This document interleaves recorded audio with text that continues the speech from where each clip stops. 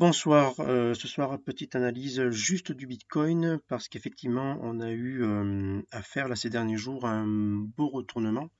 On a dépassé les 44 000 dollars comme on peut le voir, donc c'est plutôt pas mal. Et si on regarde ce que nous avions tracé la dernière fois, on voit en fait qu'il a bien, et on est en weekly, hein, donc on voit bien il a non seulement il avait clôturé au-dessus de la trendline, mais qu'en plus bien au-dessus. Donc ça, c'est plutôt pas mal. On voit également qu'il est venu se poser sur la MA100.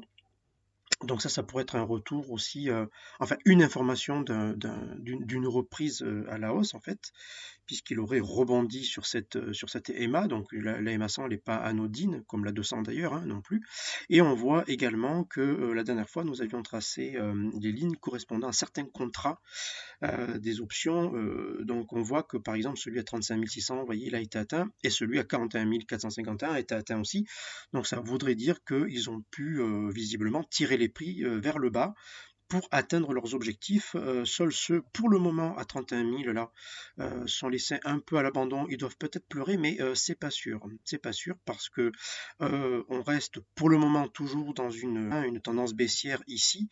Je rappelle que si il devait se retourner de nouveau et faire quelque chose comme ça, par exemple, ben, ça confirmerait tout simplement la tendance baissière avec, encore une fois, un sommet plus bas et aussi un creux plus bas à chaque fois. Donc on resterait dans cette dynamique baissière peut-être encore quelques temps, mais on ne sait pas vraiment pour combien de temps.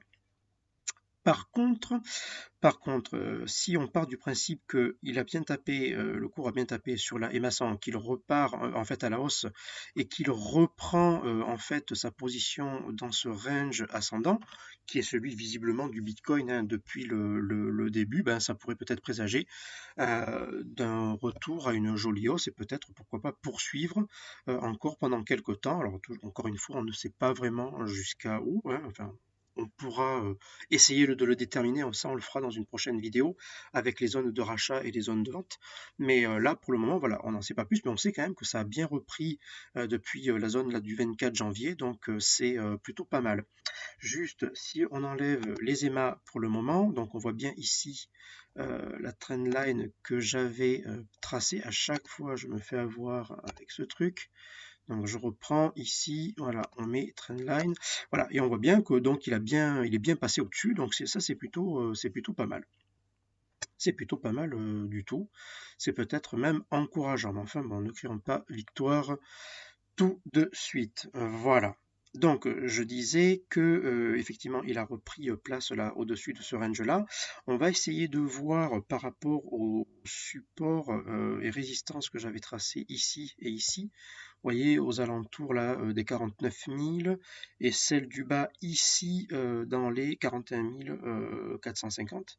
Voilà, si on active notre ami Ishimoku, on voit que par exemple ici, cette ligne support-résistance vient s'aligner sur la Kijun, vous voyez, qui a été assez longue, du 8 novembre 2021 jusqu'au 10 janvier 2022. Donc vous voyez, ça c'est plutôt pas mal.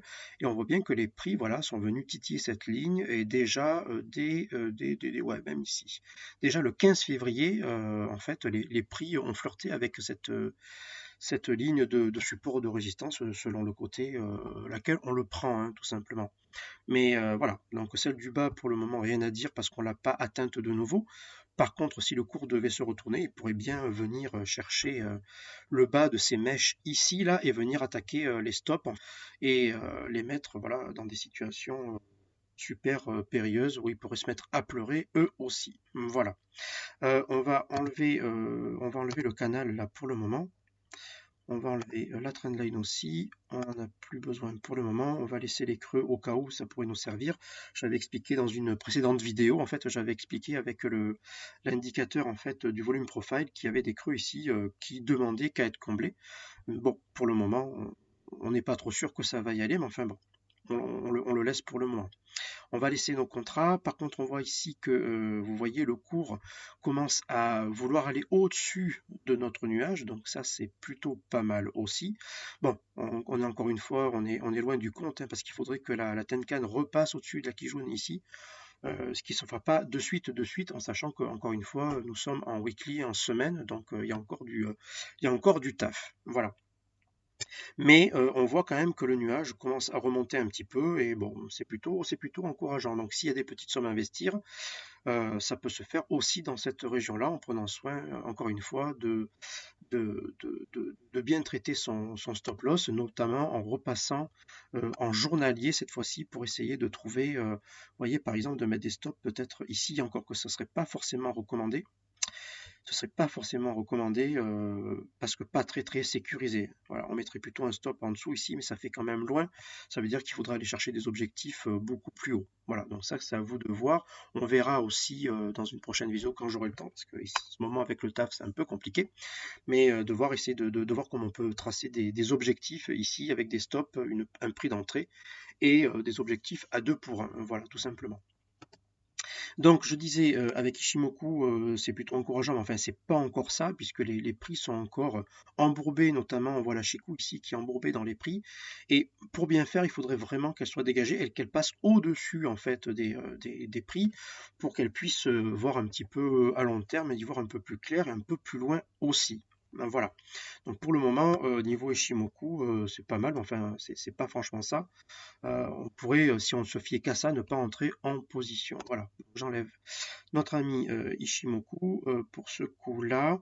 Et qu'est-ce que je voulais vous dire d'autre? Oui, je vais juste remettre notre canal ici. En fait, le premier coup, il passait dans quelque chose comme ça à peu près. Voilà, je crois que j'avais tracé quelque chose dans ces eaux-là. Si j'y arrive, voilà, ça faisait quelque chose comme ça. On pourrait partir du principe maintenant que ce range en fait pourrait être comme ça. Ce serait pas impossible non plus, voilà, quelque chose comme ça. Voilà. Bon, pourquoi pas. Tout simplement parce que quand on regarde ici l'arc-en-ciel, voilà, on voit qu'on est quand même dans une zone ici qui est quand même assez attractive, puisque c'est recommandé en fait. Accumuler, on peut accumuler, donc si on avait déjà fait des acquisitions, ben, peut-être en faire d'autres ici. Ça reste encore une fois dans des prix, on va dire, très abordables pour du Bitcoin. Donc si on veut peut-être y rentrer, ça peut être peut-être l'occasion de le faire. Voilà, donc à méditer, voilà, tout simplement. On va juste activer pour faire un dernier point le MACD parce que ça peut être sympa de voir la tronche de cet indicateur. Et là, toujours en weekly, bien évidemment, pour de l'investissement à long terme. Je vous ai dit qu'on verra un petit peu plus tard quand j'aurai un peu plus le temps de travailler sur du court terme, hein, sur de la journée, voire sur du 4 heures. Moi, j'aime pas trop ça, mais enfin bon, ça peut encore une fois s'envisager si on fait attention à ce que l'on fait. Voilà. Et là, qu'est-ce qu'on constate? Effectivement, on voit bien que la courbe ici se rétrécit, donc ça, c'est plutôt pas mal. Voilà. On peut se tracer par exemple quelque chose comme ça, tac, et on voit que la courbe ici, la bleue, commence à remonter et va peut-être pas tarder à croiser la courbe orange qui est juste au-dessus. Donc ça aussi, ça pourrait être pas mal, mais surtout ce qui est encourageant, c'est de voir que ici, vous voyez, on a un creux ici et l'autre qui est un peu moins haut. Voilà. Donc on a un petit W ici assez sympa et en fait pour confirmation, il faudrait qu'on dépasse cette ligne ici là des, vous voyez, des 1820 sur le côté pour pouvoir confirmer que nous avons bien dépassé la neckline de ce W en MACD. Voilà. Écoutez, je vais vous laisser là pour aujourd'hui. J'espère tous ceux qui me suivent et puis je vous dis à bientôt. Ciao, ciao. Je vous dis une bêtise, non, le creux ici n'est pas moins haut, il est moins bas. Voilà, ce qui permet de confirmer les W avec des sommets plus hauts et des creux plus hauts. Donc là, on est bien dans un creux plus haut. Voilà.